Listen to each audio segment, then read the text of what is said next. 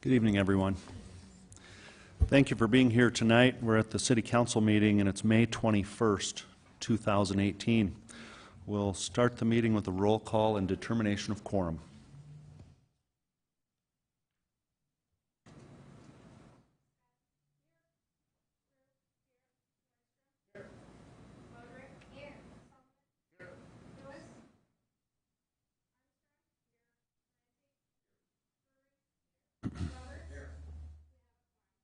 Okay, thank you. And now, next we'll have the invocation from Susan Nolan. You know, I really prefer that you sit down.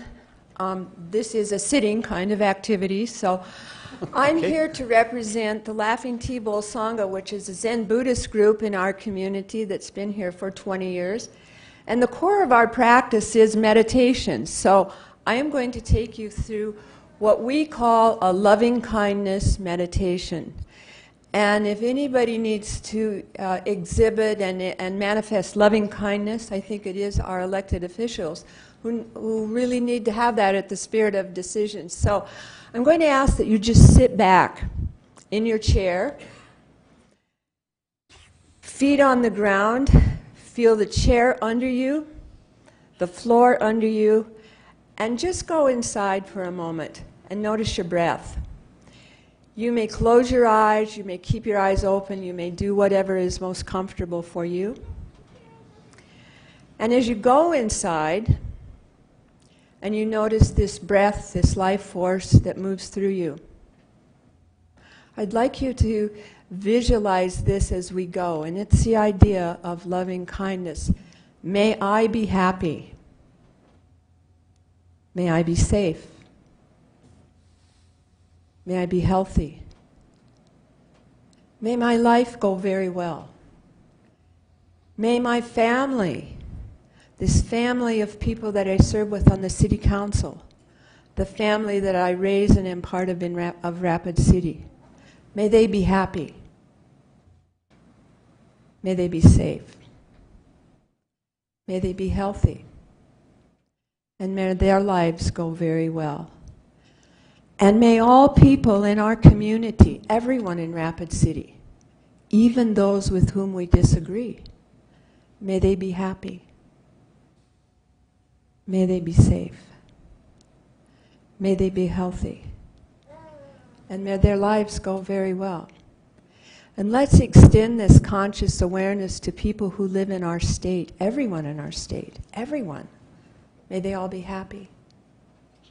May they all be safe. May they all be healthy, and may their lives go very well. And let's expand our conscious awareness, our loving kindness to all people in our country, all of them. May they be happy. May they be safe. May they be healthy. And may their lives go very well. And as we extend our loving kindness to all people in North America, everywhere, may they be happy. May they all be safe. May they be healthy.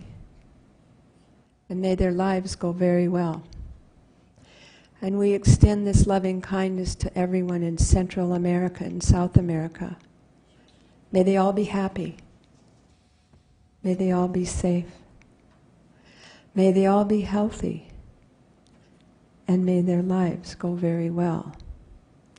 And we extend this loving kindness awareness to all people on the planet, everyone, in every continent, every island, every human being. May they all be happy. May they be safe. May they be healthy, and may their lives go very well.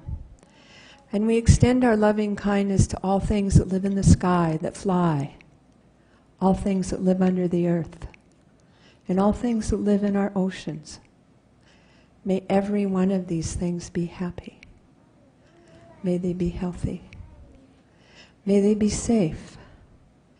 And may their lives go very well. And we bring our loving kindness back here to this dais. As I end this meditation, may you be happy. May you be safe. May you be healthy. And may your lives go very well. Blessed be. And namaste. Thank you. Thank you, Susan. And now for the Pledge of Allegiance tonight, we're going to start with the posting of the colors from the Retired Enlisted Association Honor Guard.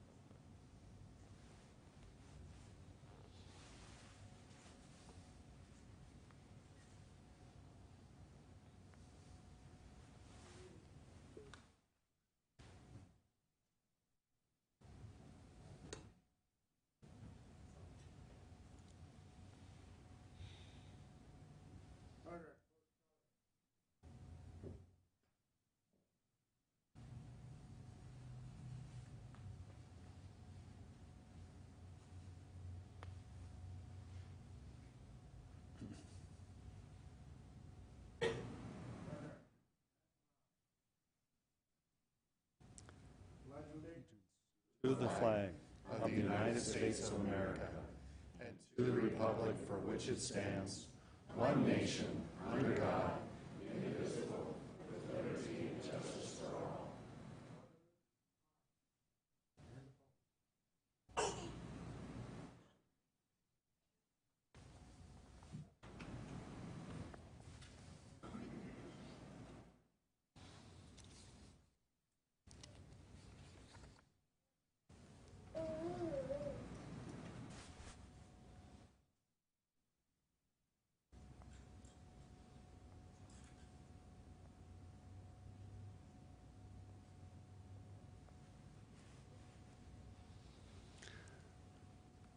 Thank you, gentlemen.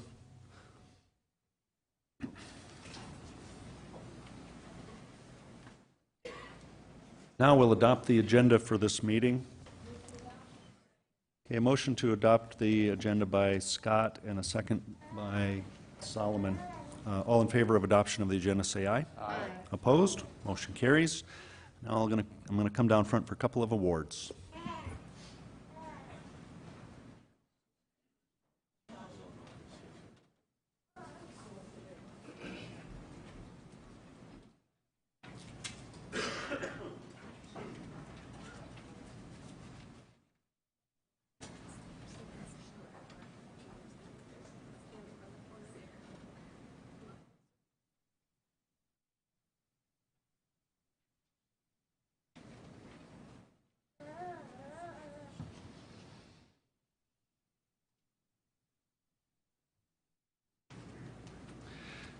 Could I have Earl Fisher and company come to the front, please? Whoever wishes to come forward.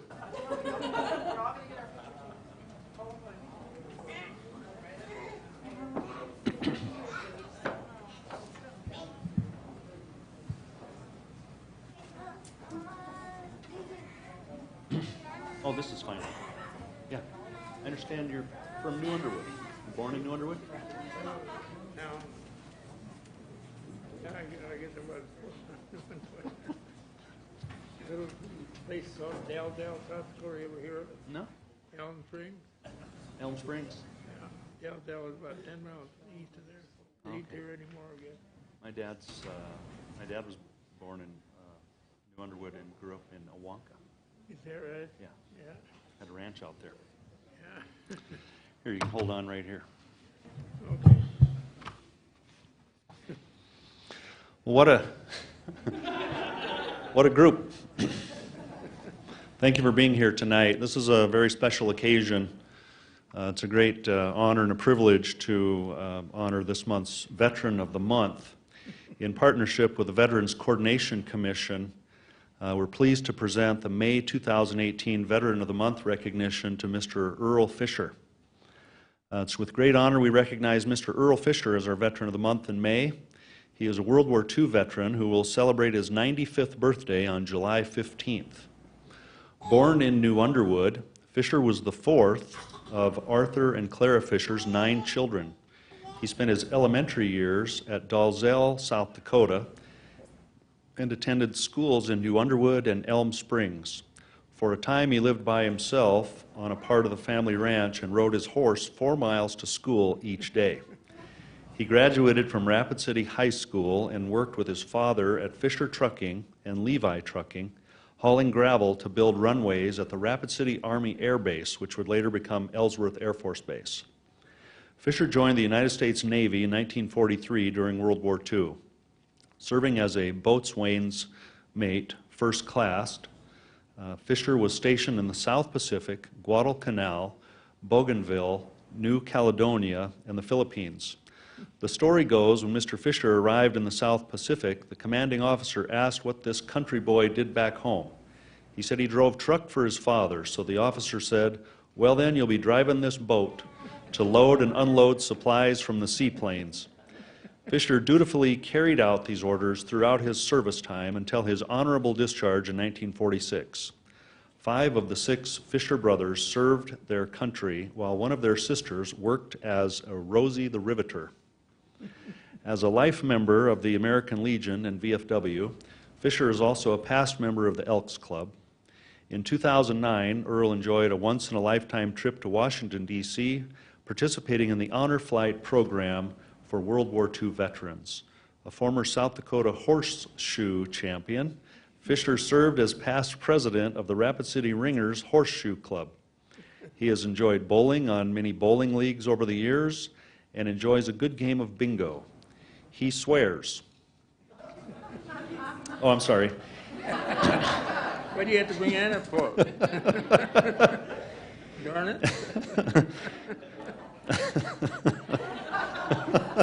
Crack myself up. He swears he invented his beloved beanbag toss game in the 1960s, where he would beat anyone who dared to challenge him. Earl and his wife, Laura, are lifelong residents of Rapid City and will celebrate their 71st wedding anniversary this year. They have 4 children, Vicki, Carol, Mike, and Lori, 7 grandchildren, and 7 great-grandchildren. Fisher worked for Northwestern Railroad and owned and operated Fisher Roofing since the 1950s. He was doing roofs until his retirement at the age of 87. He earned the nickname Squirrel Earl for his ability to steadily climb a ladder while holding 2 5-gallon buckets full of hot roofing tar. Having served his country and his family with honor, courage, and commitment, Mr. Earl Fisher is a true patriot of the United States Navy. He is most deserving of this honor, and we would like to extend our gratitude to him on behalf of the citizens of Rapid City. Thank you very much.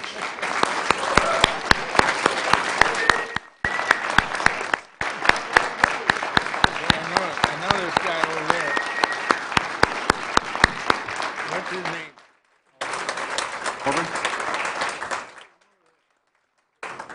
Oh, you. Likes to cook at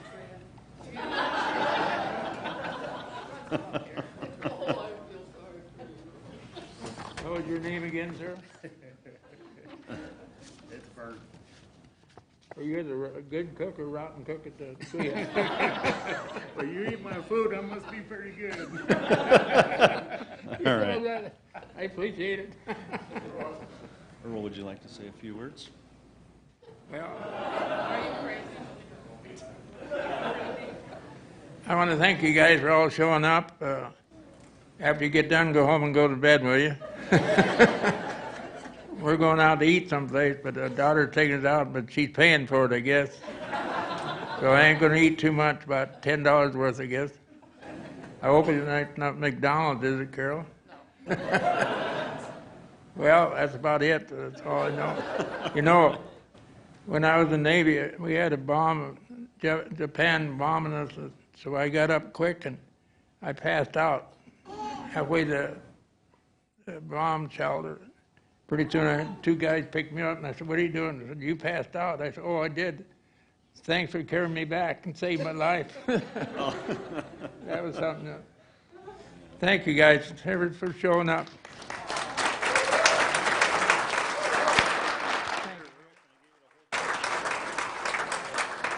Be with you in a second. We will. Yeah. Everybody gather around. Yeah, just gather around.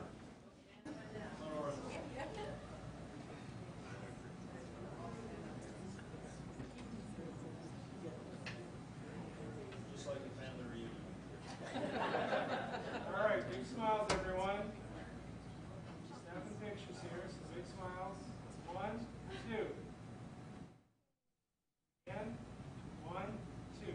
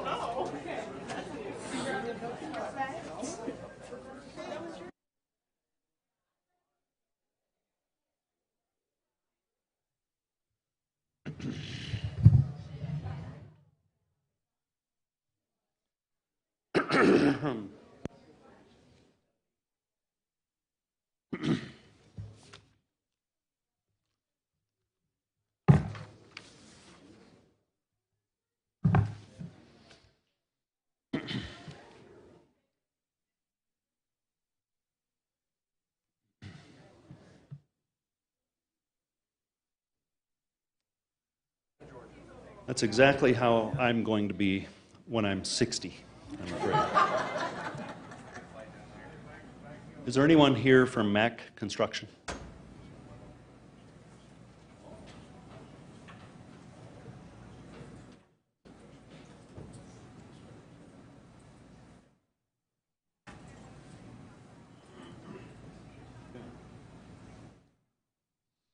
Well, tonight we have the Community Development Extra Mile Award. And the Community Development Department, and with me here is Ken Young, the director of the Rapid City Community Development Department. So the Community Development Department has established an award program to recognize quality construction and development in Rapid City. The project known as The Gap, which is a redevelopment of the Landstroms building at 405 Canal Street, has been nominated for this award, recognizing both Mack Construction and the building owner. The Landstrom building was originally built in 1923 by Black Hills Power and Light. Then it was sold in 1974 to Black Hills Jewelry Manufacturing. In 2015, Dr. Robert Lemley, Ivan Landstrom's grandson, converted the building into a commercial business complex aimed to vitalize the Gap. An authentic Mexican taco bar, a reputable coffee vendor, and craft brewery are or will be located in the building, which is highly unique in design and architecture. The motto on the entrance sign reads, "The Gap, shop local, buy local, eat, drink, and be local." The complex is thriving and has become a hotspot of locally owned and operated, community-oriented commercial businesses. The Extra Mile Development Award is most fitting in recognizing their achievements in quality redevelopment. So, congratulations.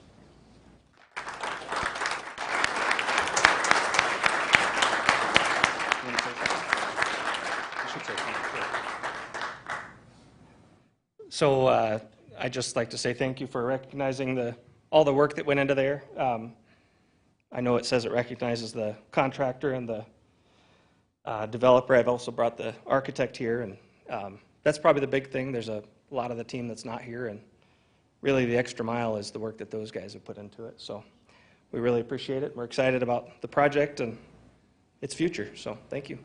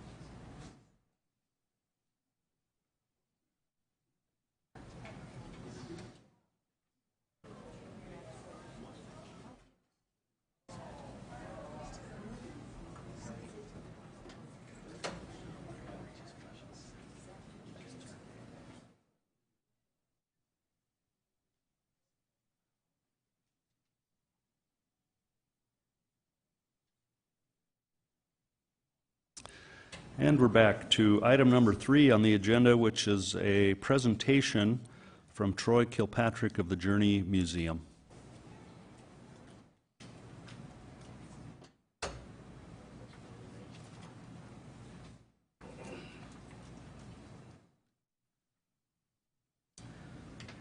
Hello.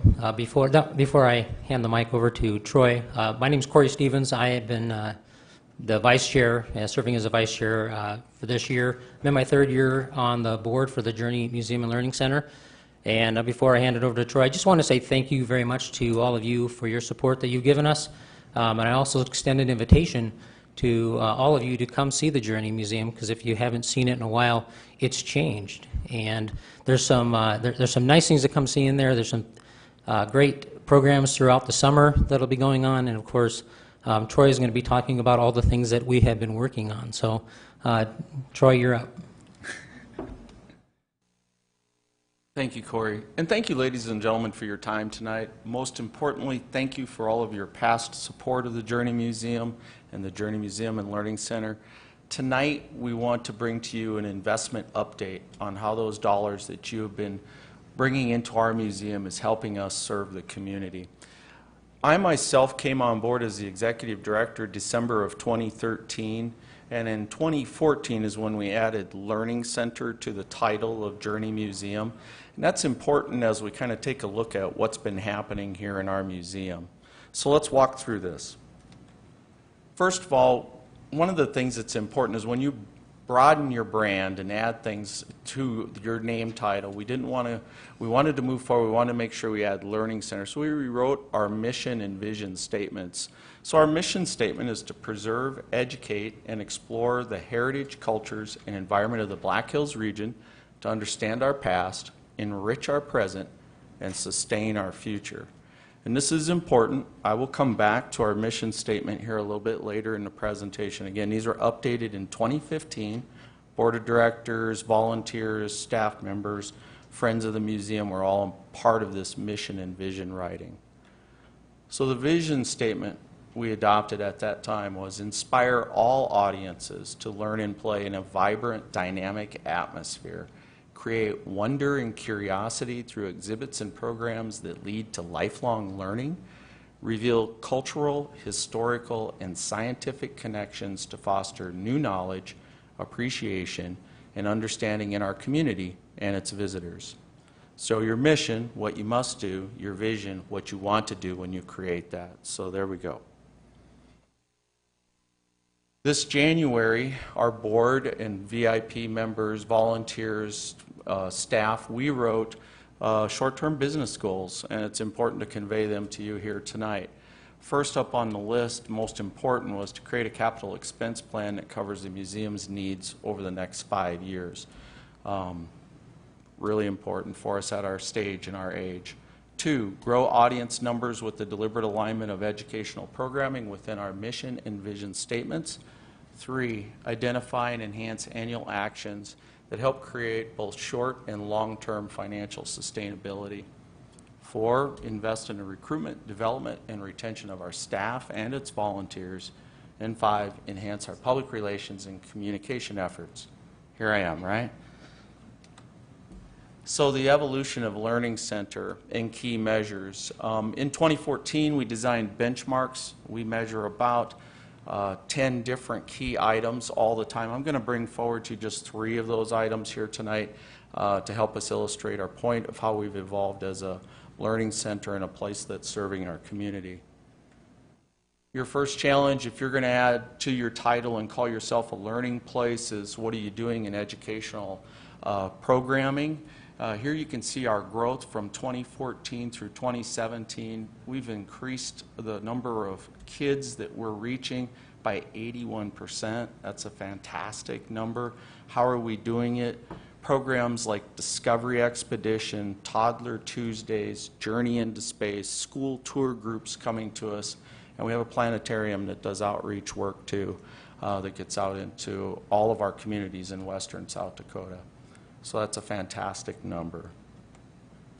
Of course, you got to measure your paid attendance too, and you can see in 2014 where we added in the extra title of Learning Center, briefly. We kind of had a little bit of a slide back there. But overall, from 2014 through 2017, you see a 20% increase, or 3,855 more paid admissions over the course of that time. And that's another real strong indicator that we're headed the right direction. We also measure our total audience growth. That's everything that goes on at the museum, because it's not just those paid admissions that come through, but it's the events, it's the other people that we host for programs, it's the businesses that come and have meetings here with us, it's our members who come back at no additional charge. Those are all measured into this number here. And you can see that there's a 30% growth from 2014, close to 11,000 people that we're exposing to the Journey Museum and Learning Center, helping them be a part of our facility. So what's the bottom line? Some of you want to know that, right? Okay, so let's look at from 2015 to 2017, once we've gotten the Learning Center brand going here, we've done a pretty good job of managing our expenses. They've only grown on average $13,769, or 1.9% annually. That's a sign of a pretty strong run organization when you're able to keep your expenses in check to that level. And then on the flip side of the coin, let's talk about revenues during the same period of time. Average growth, a little over $31,000, or 4.75%. You know the old business adage of if we can spend $1 and make $2, it's kind of playing out in that formula right there when you look at that. So those are good indicators. But of course, there's always a fly in the soup, you know, and here it is. It's our HVAC system. Some of you are very familiar with that. We started battling the maintenance and upkeep of that in late 2016, and we want to thank the city again. You guys were able to find another $40,000 in CIP. We also spent $49,000 out of the Journey's investments at that time to help fix this system, because as I said, when we're talking about our mission statement, our job, what we have to do is we have to preserve and conserve our museum, the artifacts that are in there for our collections. We really didn't have a choice, but it has had a financial consequence for the Journey Museum and Learning Center, because our numbers in 2016, we were slightly above the break-even point, but 2017, we're going to be below the break-even point because of these types of investments that we're making into our infrastructure. So where are we at? You're going to ask, how are we doing today? Because, you know, I'm talking 2017. So through 2018, and this is through April, those same measures that we had. Our education attendance is down a little bit. Doesn't seem like it today, but back in April and March, a lot of snow was still flying. So there was a lot of canceled school trips and planetarium experiences that are happening. We're catching up on those. We feel like we're going to be in good shape there. But the really fantastic number, and even I have to go back and double check the numbers, is being up 71% on our paid attendance. That's tied to the Turtle Soup programs and the learning forums that we're having Fridays and Sundays, and kind of ongoing, tenaciously bringing programs in. So we're having a fantastic run in that category. Total audience is following right along. And on the financial side of this, with city dollars and the dollars that we're generating here, we're managing to stay ahead of the break-even point. It's early in the year, but that's where we stand on the break-even point. So in conclusion, and as you look up on this slide here, these are all the programs that have been generated since 2014 that we've brought into being the Journey Museum and Learning Center. I'd like to say in 2013 and 2014, you guys are making a very good investment in our museum with the dollars that you are giving the museum to be able to serve the community. But now in 2017 and 2018, it's a great investment, because look at the return that we're providing here for you. But more importantly, during all of this time, as the city has stood next to the museum as a partner from the beginning, more importantly, the Journey has found its purpose now. We know what we're here to do. We know we're here to educate our community members, and we know we're here to help serve our visitors when they come into our communities and be a part of all the efforts that go forward with that. So we hope, as we go forward, that we will count the city as an enthusiastic sponsor and partner of ours moving forward with the Journey Museum and Learning Center. Thank you for your time tonight. Thank you, Troy. We'll go to Lisa Modrick. Thank you, Mayor. I'd like to acknowledge the presentation. Would you want that in the form of a motion or just an acknowledgement? I'd sure like to. I'd like to be it on the record. Do we have a If not, motion to acknowledge by Modrick? Thank you. Is there a second? Thank you. If I could retain the floor. Second by Nordstrom. Yes, go ahead. Thank you, Mayor. I'd just like to thank, I've been liaison now of the Journey Museum for almost a year. It's been an outstanding board to serve on. You have several board members here, almost 100% are sitting here, and they are truly a working board. They work daily, weekly, monthly, and it has truly been a pleasure to see the growth and how fast that growth is doing. This is an expanded program that is serving our community, and it's serving our children, and it deserves the partnership that has been developed. It just had its 21st birthday, and it's exciting to see what we're going to do in the next 21 years. So I congratulate this board and our executive director for a job well done, and this is just a few of the many things they have in the hopper. It's going to be an exciting time for the Journey Museum. Thank you. Okay, thank you. So the motion and second on the floor is to acknowledge the report. All in favor, say aye. Aye. Opposed? Motion carries. Thank you, gentlemen. Thank you. Now on to general public comment. This is a time for the members of the public to discuss or express concerns to the council on any agenda or any item not on the agenda. Action will not be taken at the meeting on any issue not on the agenda, except by placement on the agenda by unanimous vote of the council members present. And we have 2 speaker request forms. The first one from Nicholas Town. Yeah, go to the podium, and there's a 3-minute time limit for these, and you can watch these lights up here to see how you're doing. Okay, thank you. Thank you for your time this evening. My name is Nick Town, and I own a home on East Mead Street. I'm speaking tonight to encourage the council members to please allocate funds for the South Robbinsdale and Mead Street drainage projects immediately. The projects are currently slated for future consideration, which I've been told by city engineers will be 5 years or more. We had a significant flood event last Friday, May 18th. My neighbors experienced intense flooding of their homes. My home, yard, and garage experienced damage. My home was removed from the floodplain in 2014, and I was not required to have flood insurance when I purchased my home in November of this year. But water was up on my siding and up into my garage. I will have to pay for repairs due to an inadequate storm drainage system. As a city resident, I had expected my home to be safe, and I assumed it was, as it was not in the floodplain. The amount of water on Friday night was not expected by the engineers, and they compared it to a 100-year flood event. However, this flooding just happened a few years ago as well, prompting a quick fix of a concrete barrier on the drainage ditch directly behind my home. I do have a video of the flood if anybody would want to see the water cascading over the drainage ditch into the yard. This barrier, though, thankfully saved my home.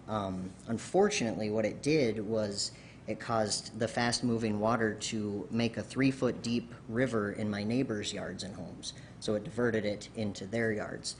The quick fix truly needs to be made into a permanent, reliable fix. That way no homes will be flooded and no property will be destroyed.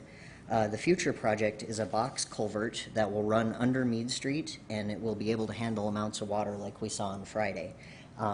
Work needs to begin immediately, not in the distant future, though, for myself and my neighbors. As homeowners in Rapid City, we should feel safe and secure in our homes, knowing that the city is aware of the potential flood issues and is doing something about it. So I ask, please allocate the funds to keep lives and property safe. Please do not wait for lives to be lost and homes to be destroyed. So thank you again for your time. Thank you. And the next speaker request is from Chelsea. Is it Van Weil? Van Wyck.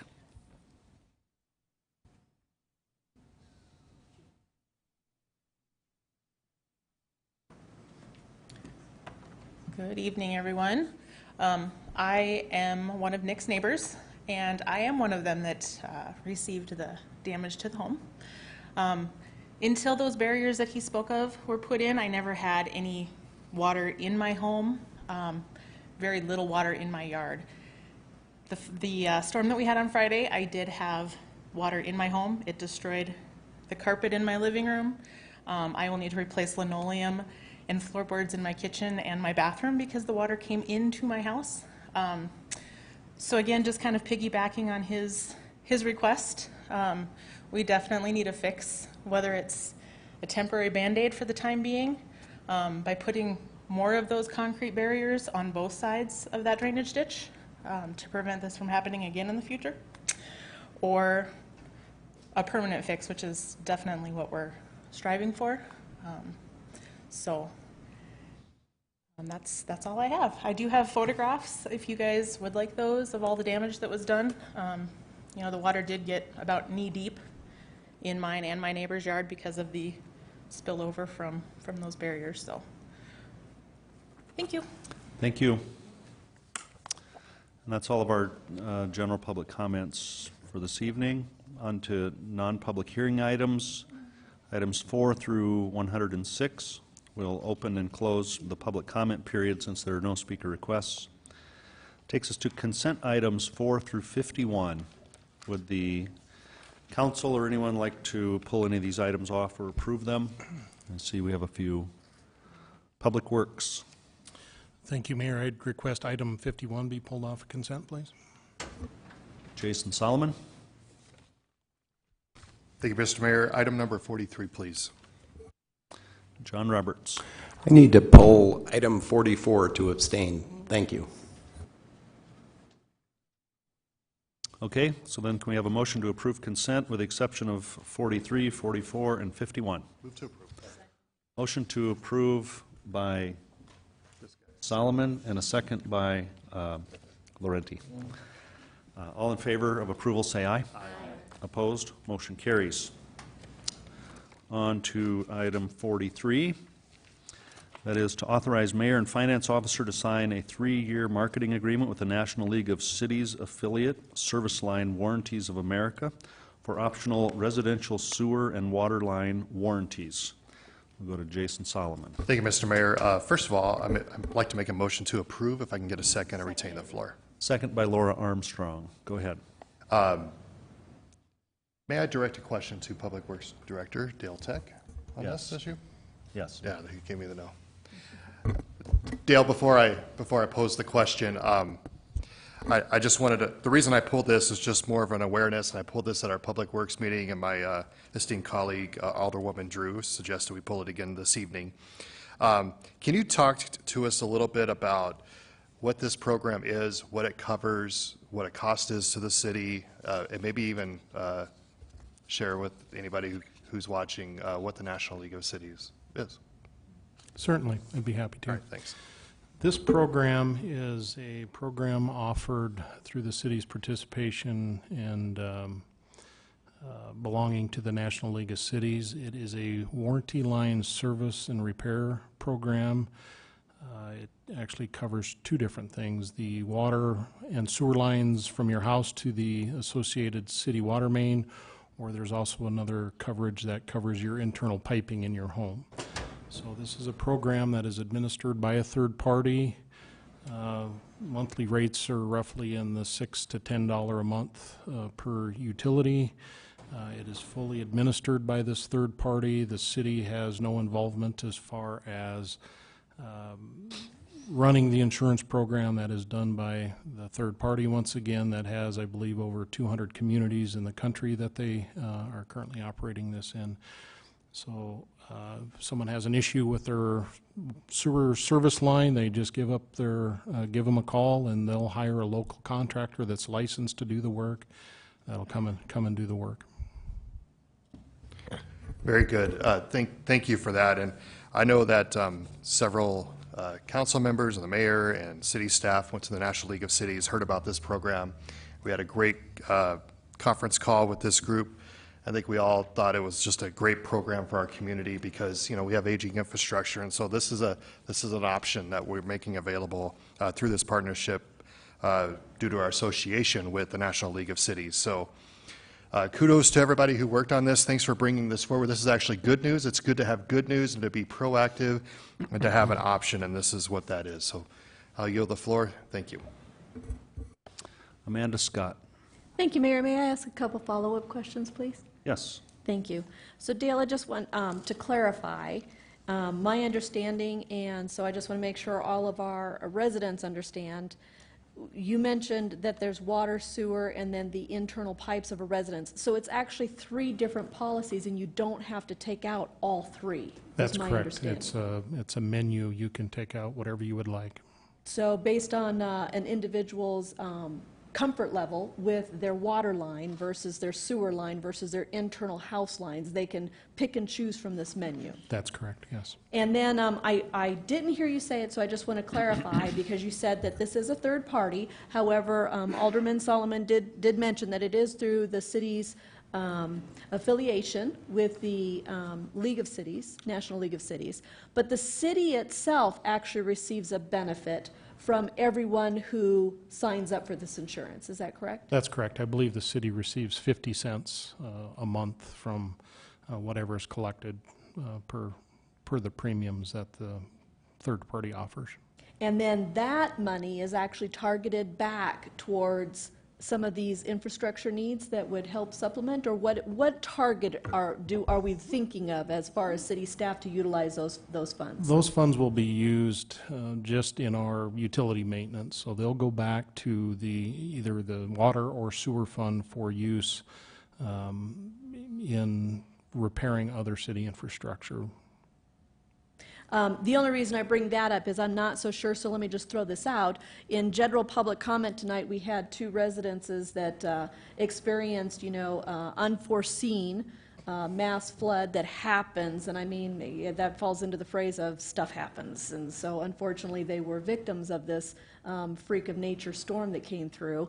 But could those funds be targeted to help in something like that? That would be up to the council to decide. However, I would recommend that any of those funds collected, if they're for water or for sewer, be used for those purposes.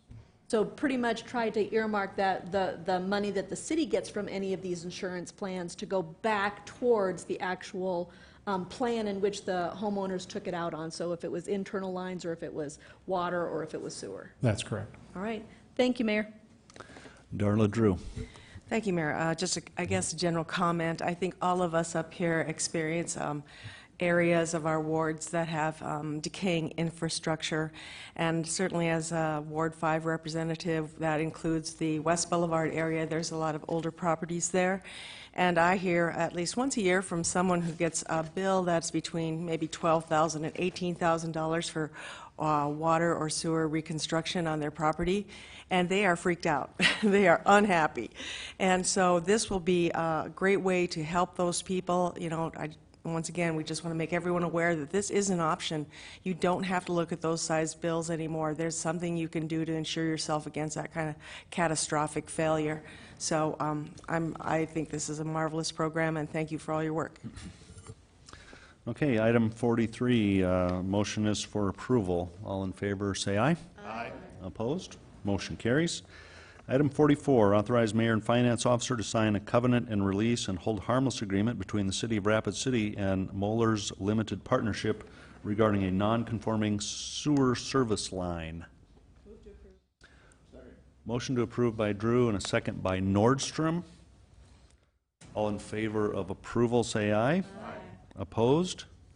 Okay, motion passes with 1 abstention from John Roberts.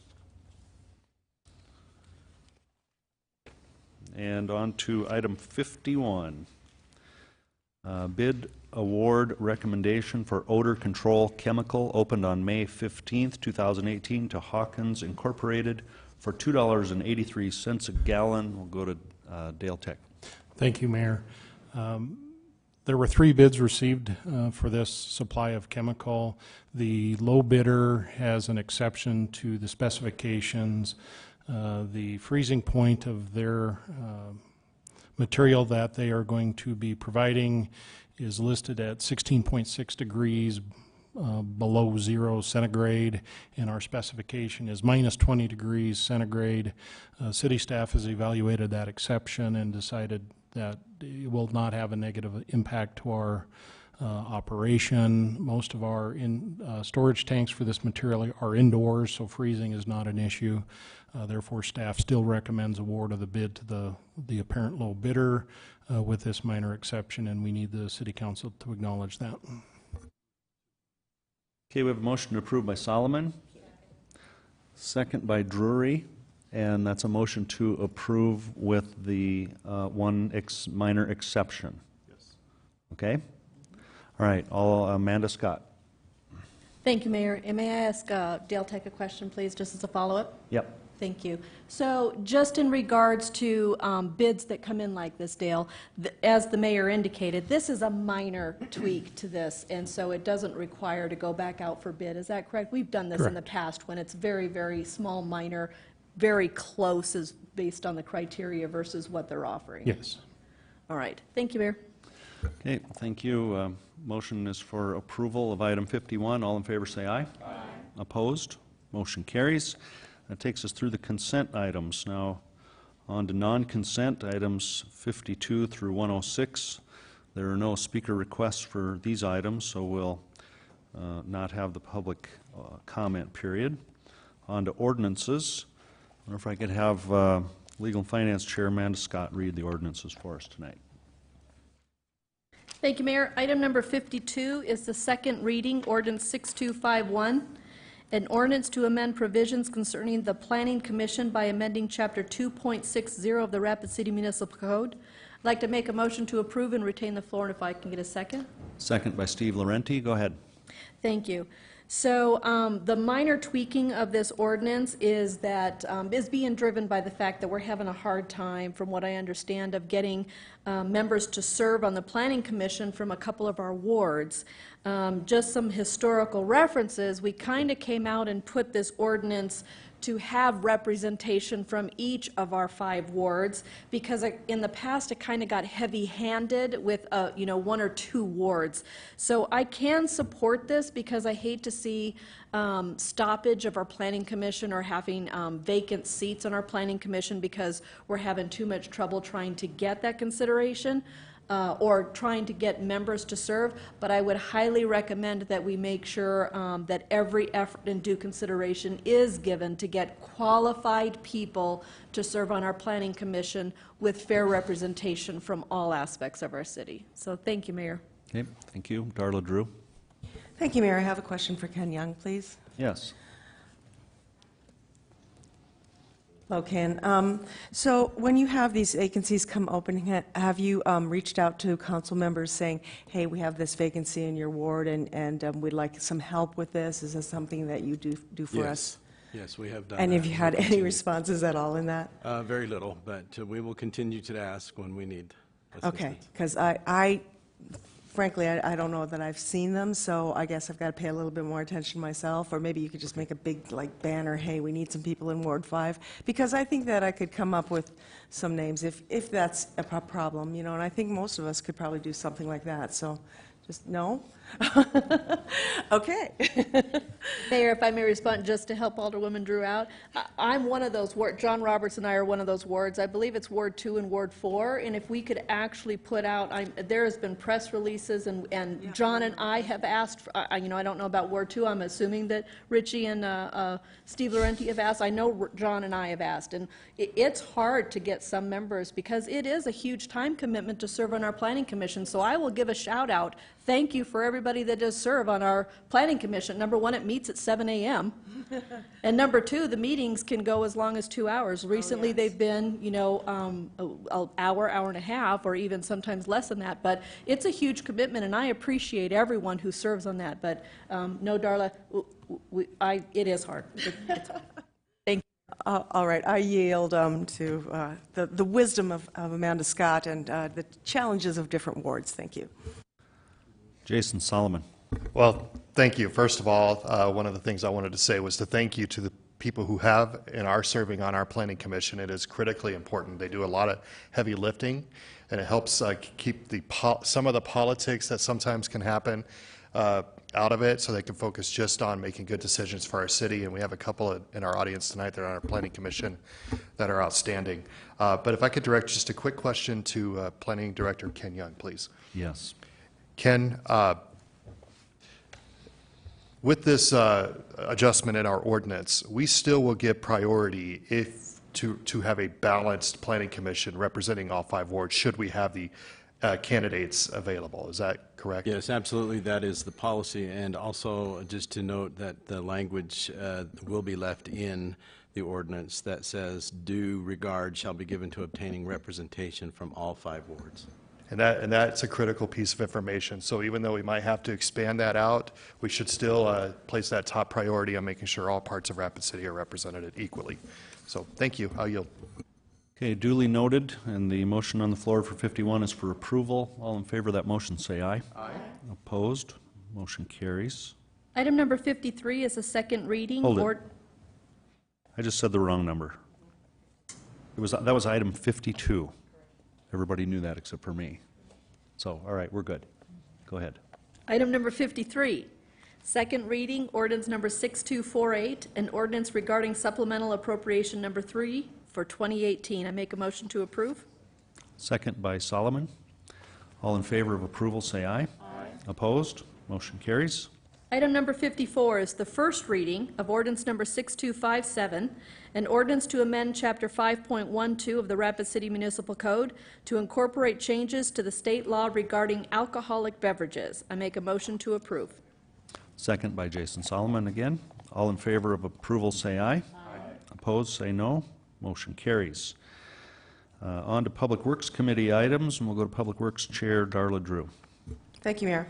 Item 55, request funding to construct an approximately 14-foot collector street to provide access to a proposed 175-acre residential subdivision located south of Catron Boulevard and east of Wellington Drive, estimated cost of $1,500,000. And this item was continued from May 7th, and it was sent to Council without recommendation from the Public Works Committee. Okay, Amanda Scott. Thank you, Mayor. May I ask a question of Mr. Dale Tech, please? Yes. Thank you. So Dale, I seem to recall that staff was going to be working with the applicant on this, and the discussion, or the majority of the discussion was in support of not having any type of funding come from the CIP plan. Is that correct? Yes, that's correct. The city staff has met with the developer and has had subsequent discussions regarding possible TIF requests to make improvements out there. So as of this time, we don't have any solid proposal. Perhaps Joel Landine might weigh in. He and I have been involved in those discussions with the developer. But at this time, we don't have a solid recommendation for the council. Thank you. With that being said, I remember that this request coming to City Council was specifically for a request from funding from CIP, so I would totally support, and I believe the applicant would support at this time, a denial of this as regards to CIP funding, and just get it off the agenda, because as Mr.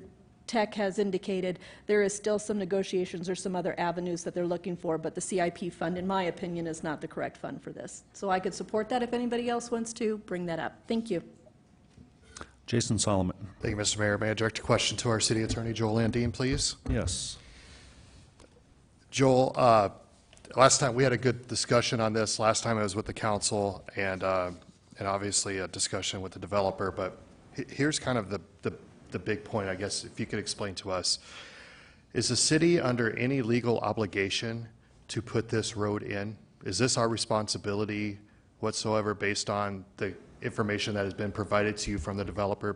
And I think there's some historical stuff that dates back to 2005 and all of that. I think that's a really important question that we need to make sure we all have answered as we move forward. No, it's my opinion that we are not under a legal obligation to build the road. You know, where it's getting confused is the developer is pointing to the process by which a neighboring property, there was what at the time we called a lot line adjustment, but it was a lot line adjustment is a plat. And the question was dedication of right-of-way, and the allegation is that we allowed them to dedicate right-of-way without getting a variance or requiring the subdivision improvements. And their point is that a lot line adjustment does not allow for a dedication of right-of-way.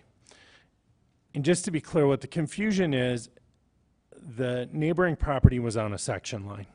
So by operation of law, there was a right-of-way along the section line. So there's like 60 feet on each side. So there is a case out of Sioux Falls where there was a plat and they did not show the section line on the plat. So the court decided that that was a vacation of the section line.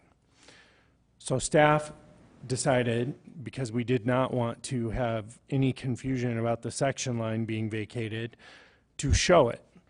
But for whatever reason, I guess because the decision was it wouldn't make any difference whether it was called a section line right-of-way or a dedicated right-of-way, they showed it as a dedicated right-of-way rather than a section line right-of-way. So if we were legally challenged, the first argument is we really didn't create any right-of-way there. It already existed prior to the plat, and we were just calling it out or showing it on the plat, so there was no confusion about it. But if the court were to look at it very rigidly and say, well, your ordinance says you can't dedicate right-of-way via a section line or a lot line adjustment, in my opinion, the remedy is to vacate the plat.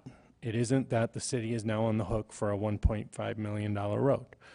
So really that's the question. I mean, you can look at the process and we can argue about whether the process was appropriate, and I cannot sit here and guarantee you that a court won't find the process lacked or that there was a problem with the process, but I am very confident that the remedy for that isn't that we are now on the hook financially for a $1.5 million road.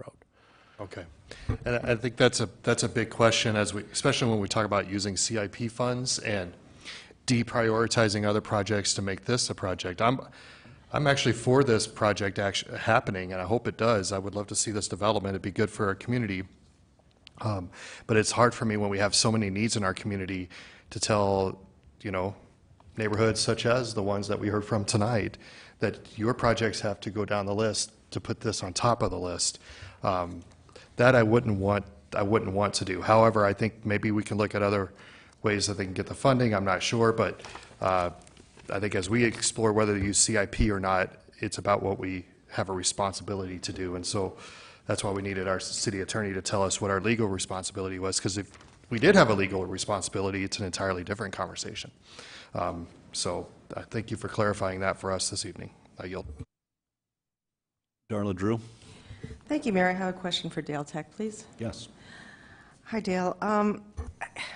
Tell me, have we ever used CIP funds for any other new roads, in your knowledge? Most recently, the city of Rapid City allocated money to complete Elm Street, and that was an issue where half the right-of-way was dedicated.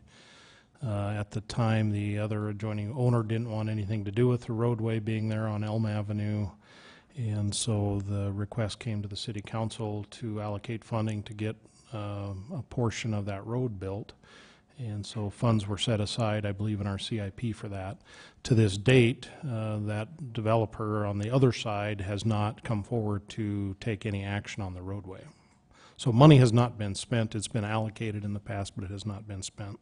Oh, okay, very interesting. Well, I guess I'm going to direct this to you and maybe a little bit to Joel as well, but I think that we might be able to get some kind of a win-win here if we really look at this, and it may not be able to come through CIP, but maybe through some other venues and some creativity, working with Black Hills Corp., working with Hanny Shaffey, working with other people, and try to get maybe a three-way split, something like that, so that everybody has to pay and gets usage. I mean, this is going to be a road that's used just not by the people in that development. This is going to be a very used road, I think. So I would like to see, I think we should have some skin in the game here and actually help and try to come up with a creative way, a different way of funding this. And I think we can do it if we all work together. And, I don't want to kumbaya, but that's, kind of how it's going. If I may comment, based on our latest discussion with the developer, they have no interest in participating financially in this road. They believe it is the city's responsibility to build this road. Okay, all right. Well, I just hope that maybe we can get some headway with them, maybe come together as some kind of a consensus and work on this to a better conclusion. Thank you. Steve Laurenti. Thank you, Mayor, and I make a motion to deny. Second. Okay, a motion to deny and a second by Scott. And if I could maintain the floor, please. Go ahead. All right, thank you.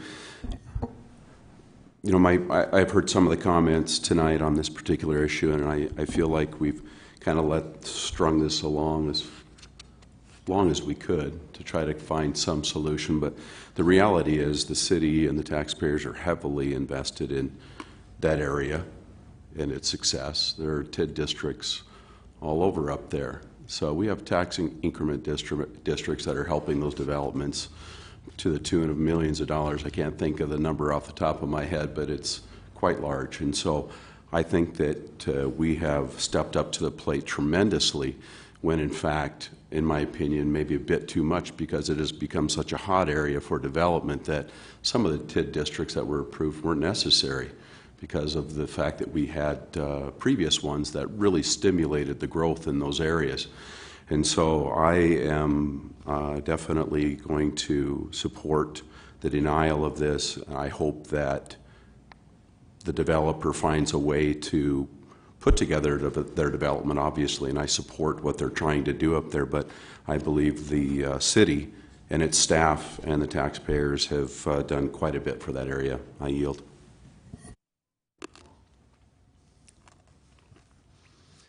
Okay, the motion on the floor is to deny item 55. All in favor of denial, say aye. Aye. Opposed? Motion carries. And item 56, please, Councilwoman Drew. Thank you, Mayor. Item 56, approve a request by the City of Rapid City to consider an application for a resolution of intent to annex Prairie Acres South Mobile Home Park, a property generally described as being located north of Seeger Drive, east of 143rd Avenue, west of Dias Avenue. Recommendation, approve 4-1 with Drury voting no. Motion to approve by Modrick and a second by John Roberts. Amanda Scott. Thank you, Mayor. May I ask a direct a question to Mr. Ken Young, please? Yes. Thank you. So, Ken, I'm going to lead up to my question by kind of going over when the City Council last reviewed this request. I believe the discussion was a little bit all over the road. There was recognition that the current manager of this area was really working hard and had made some major improvements, but that, and also that 2/3 of this is already in the city limits, and there's really only about 1/3 that we're talking about annexing. But the criteria was that they were going to have to pay 300% for their water bills unless they were annexed into the city. And so the discussion also included on the dais that night that we had options. One option was that they could not get a voluntary annexation. It was going to be very, very difficult for them, and that the city should pursue a forced annexation. That's what this item is. But since then, I've heard discussion amongst the City Council of, I don't know if it's very prudent to bring in this last part of this park if it's going to result in a lot of city staff's time for code enforcement issues. So the big issue is, do we force annex them in now and deal with a lot of code issues, or do we put off annexing them but do not charge them the 300% on their water bill? And so with all of that said, here is my question. You as the Community Development Director, what is your opinion? Do you believe that this is a good process for the city to pursue at this time? Are you anticipating low code enforcement issues? Well, I guess the way we look at it is we have had several projects either that were annexed in or just exist in the city, similar to this one, that have continuous code enforcement issues. So we're a bit reluctant as staff to want to bring in another situation that is not yet compliant. We love the idea and the promises that they will become compliant, but we just feel that it is better procedure, better policy to reach that compliance first before we annex. Thank you, Ken. So I think I've tried to wrap up the discussion that happened that night, as well as a discussion that continues with city council members. I probably did not do a good job the last time we talked about this, but I was trying to be a proponent for recognizing that they're working on the issues to become compliant to get their mobile home license. And once they attain that, the city could go ahead and pursue the annexation. And as long as they're working towards that compliancy, as a city council member, I would be in favor of not increasing their water rates to 300%. If anybody wants to make that motion, I'm in full support of that. And if you want to put a revisit of a year or 2 years, 6 months, so that we can revisit it and see if they've got their mobile home license, that would be fabulous too, so that we don't forget about this and keep it on the radar. But to just continue with an annexation today without them even having their mobile home park license that shows that they're in compliance seems to me that the city's taking on a little bit of extra work here, and we're going to have that. I'm sorry, but up in Ward 4, we could use the code enforcement times and hours up in our ward, because I get a lot of phone calls, and I'm pretty sure Alderman Roberts gets as many phone calls as I do for code enforcement. So I would appreciate it if anybody could consider making that motion. Thank you. Becky Drury. Thank you, Mayor. What I was saying. I would like to make a motion to amend the previous motion that we not bring the mobile home in, or do not annex the mobile home until they bring the mobile home park into compliance, but yet hold off on the water rate increase for up to 2 years. Okay, a second to that motion by Steve Laurenti. Don't annex, but don't apply the 300% for 2 years, up to 2 years. Up to 3 years. If they would bring it into compliance ahead of time? You said 2 and 3. 2. If they would bring it into compliance ahead of time, then, we would just annex it in. Okay. And if not, we would revisit. Okay. Any more? Lisa Modrick. Thank you, Mayor. May I ask a question to Ken Young? Yes. Thank you. So Ken, one of the statements that has been made is that they would need to bring it up to compliance in order to get that, but how many mobile home parks are in 100% compliance right now in the city of Rapid City? Well, I don't know if I can answer that specifically, but we do have a handful that we are not experiencing issues with, but we also have a handful that we are experiencing them with. So we just hate to add to that number. So what about neighborhoods and things like that when you're doing planning? There's just some neighborhoods that tend to have a little more code enforcement need than others. I think one of our council members had stated that in their ward they may have a tendency to have a lot. Is there anything you can do about that? Well, that's why we have code enforcement, but I think when we look at this a little bit differently when we're talking about annexing in property. We don't want to significantly add to a burden in any sense when we're annexing property. And there are requirements that we expect all properties and property owners to comply with, recognizing that even if this property is annexed after they come into compliance and are licensed, there could be further code enforcement issues following. But we like to take the high road and set the bar high for annexation properties so that we don't knowingly bring in more problems and adding to our our docket. So when we had the presentation by one of the owners or partners, the statement was made that they put over 800,000 plus I think 250,000. They have over $1 million of new money that they've been putting towards this park in order to get into as close compliance as they can so they can move into this involuntary annexation. So that new money surely is showing up in the park. Are you seeing a difference? Oh, I think there is certainly a difference from what it used to be. It's just when you set a bar at 100% and they're at 75 or 80, we say, great, that's awesome. We can't wait till you achieve the final balance. So then one of the other statements that was made during that presentation is they know that they have 3 that truly are an abandoned situation. They need to have a removal of those, and that those may be the heaviest ones that are weighing out whether this annexation goes through or not. Is that the case? Are they at 75% or 85%? How close are they to compliance? Well, I don't know if I'm prepared to give a number on that. I think it's really just more the principle that we're looking at. If we do this for these people, then shall we drop the compliance requirement on future properties that we annex? Should we have a standard that we follow or not? Yeah, we should always have a standard, and of course that's a reasonable regulation that is important. But at the same time, we've got work going on there. It's not like somebody new has come in and they bought a park and then they're just disregarding everything the city's doing. They're actually working very hard for this annexation, and they put money behind their hard work.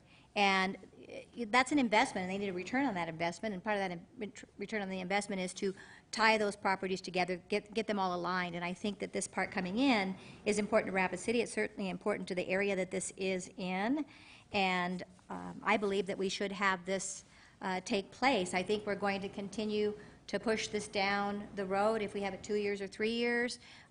Maybe some of us will be here, maybe we won't, but we may be coming back again and finding out that they're only at 75% still, but then maybe there's other parks that have gone lower than that. I just think that they're showing their commitment, and that's what I believe the belief is on for me to vote for them to come into annexation, is because they have put and are continuing to put money. That it hasn't stopped at the $1 million. That just happened to be listed at that time, but they've been working on it now. We gave them the weather time. We said, hey, the weather's getting ready to be good, and we're going to give you the summer to really work hard on this endeavor, and I believe that this is going to happen. But I don't think that we have 100% code enforcement going on in any facet. So I hope we're being reasonable when we've got an investor who's putting the money behind it to make this happen, and that's why I can support that this becomes part of the annexation. Thank you. Wow, Jason Solomon. Thank you, Mr. Mayor. I guess first of all, I would like to commend the property owner for all the work that they have done to make this mobile home park better and more palatable. I believe that some of their issues have to do with individual tenants, and that's something that they can work out themselves, and I know that can be a challenge, but that's the issue. But I think we have an opportunity here to set a precedent that whenever we annex any piece of property into the community, that it has to meet our standards, that the city has a certain standards, and maybe they won't bat 1,000, but asking them to acquire a mobile home license, which as a bare minimum, is fair. And it's also fair for us to hold the line on increasing their water rates to 300% like we could do, because we understand the folks that live there are in need. And so that's compassionate on our part, that we're not trying to rake anyone over the coals, that we are understanding that it takes time and it's a process. That's where the sense of urgency comes from, is that their rates would increase 300%. And so for us to hold that line, I thought that Alderwoman Drury's motion was compassionate to include that in there. That's why I will support this and give them 2 years to work on it. And if they get it done beforehand, like she said, fantastic. That is wonderful. But to obtain a mobile home license shouldn't be impossible. And so otherwise, if we bring them in with non-compliance, they immediately have code enforcement issues. And it kind of takes away energy that we could put towards our existing properties.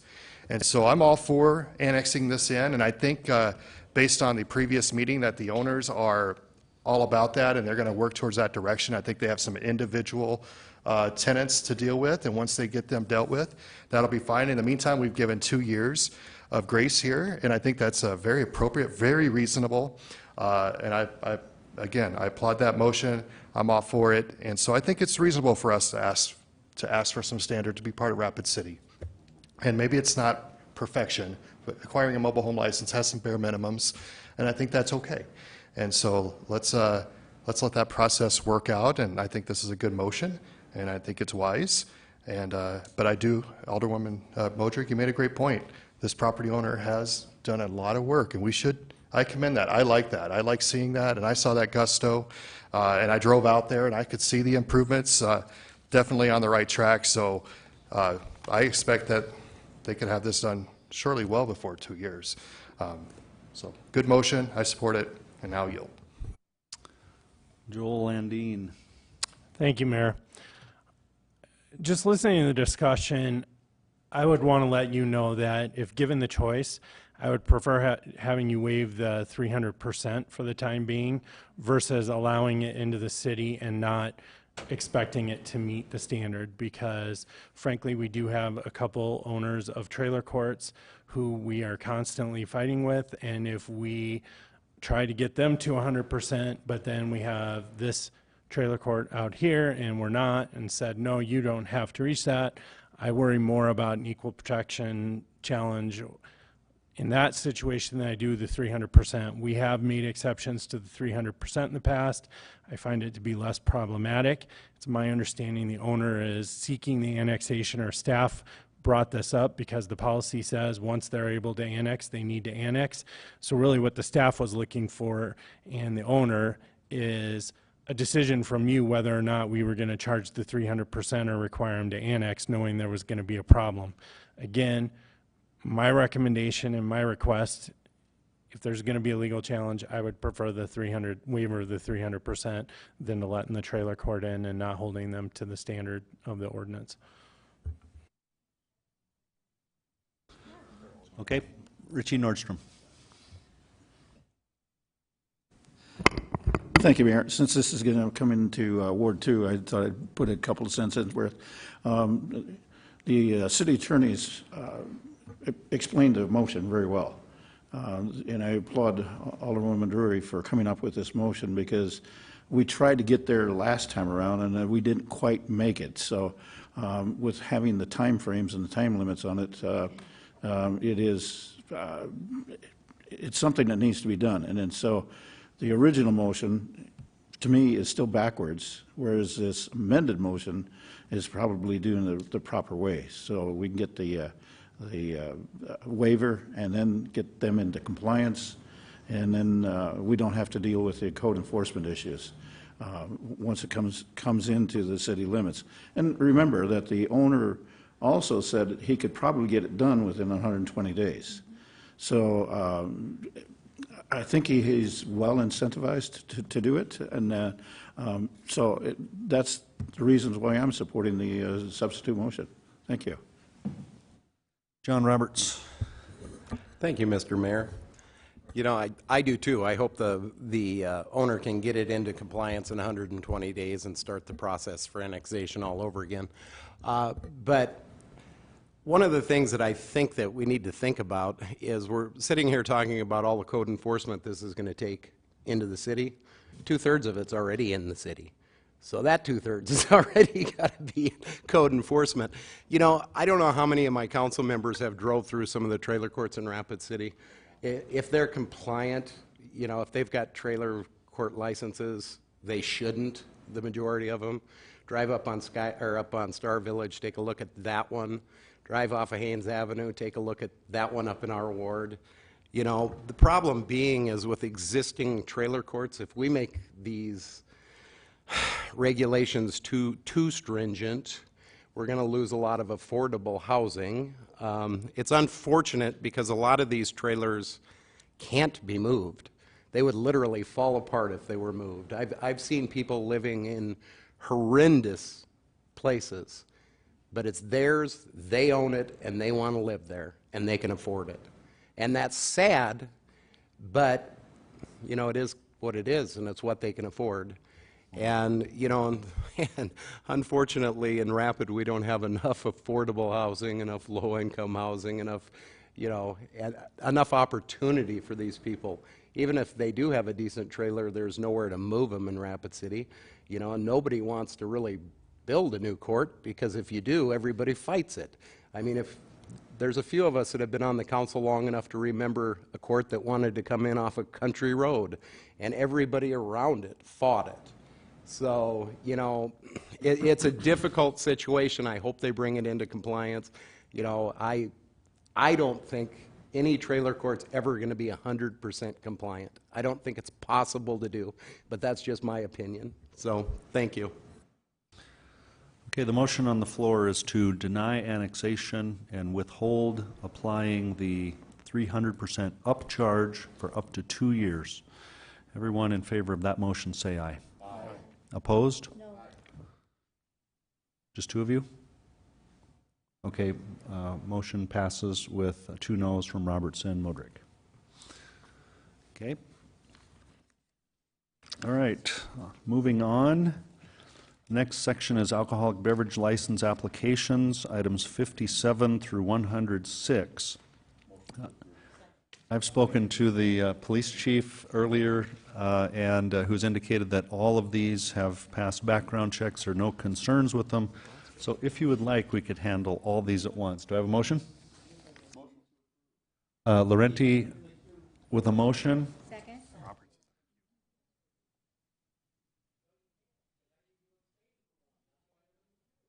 Okay. John Roberts. Thank you. I need to pull 102 and abstain. Okay, so then I'll need a new motion to approve all of these 57 through 106 with the exception of 102. Same motion from Laurenti. I'll second. Same second from Solomon. All in favor of that motion say aye. Aye. Opposed? Motion carries. Item 102, Bach Investment Incorporated, doing business as Hideaway Casino, 1575 North LaCrosse Street, Suite D, for a retail malt beverage license. Motion to approve by Scott and a second by Drury. All in favor say aye. Aye. Opposed? Motion passes with 1 abstention from John Roberts. Now that takes us to item 107, public hearing items 107 through 151. We have no speaker requests. So right on to consent public hearing 107 through 148. Would anyone like to pull any of these? If not, can we have a motion to approve the consent public hearing items? Motion to approve by Laurenti, second by Solomon. All in favor of approval say aye. Aye. Opposed? Motion carries. Takes us down to non-consent public hearing items, starting with 149. Second reading, ordinance 6254, an ordinance amending section 17.06 of chapter 17 of the Rapid City Municipal Code, a request by City of Rapid City for a rezoning from no-use district to general agricultural district for property generally described as being located 150 feet west of Brook Street in the eastern terminus of Nicole Street. Recommendation is to approve in conjunction with 18 AN 002. Motion to approve by Nordstrom and a second by Laurenti. All in favor say aye. Aye. Opposed? Motion carries.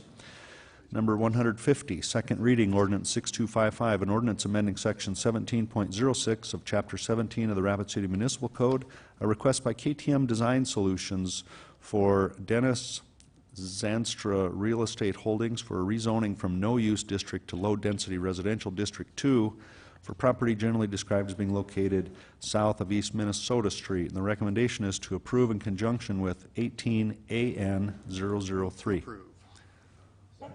Motion to approve by Solomon, second by Laurenti. All in favor of that motion say aye. Aye.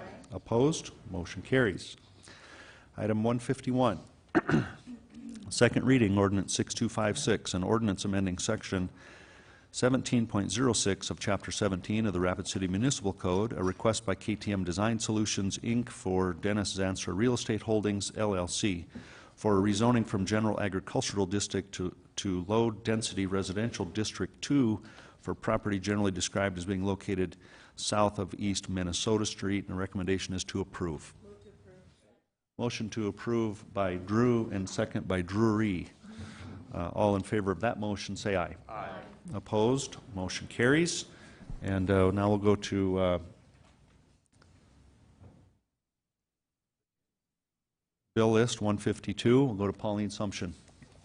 Thank you, Mr. Mayor. There are no additions to the bill list, so the total is that which is attached at $7,012,708.30. Motion to approve by Laurenti, second by Drury. All in favor say aye. Aye. Opposed? Motion carries. And now we're going to go to Laura Armstrong for a moment of I'd like to request a point of privilege, please. point of to make privilege. an Point of privilege granted. Go ahead. Thank you. I'd like to announce that my fellow alderwoman and I are having a forum tomorrow evening at the Outdoor Campus West, 5:30 to 7:30, just to discuss what's going on in Ward 5, as well as city issues and bring you up to speed of what's going on. Any and all are welcome. I'd like to see you there. Thank you. Okay.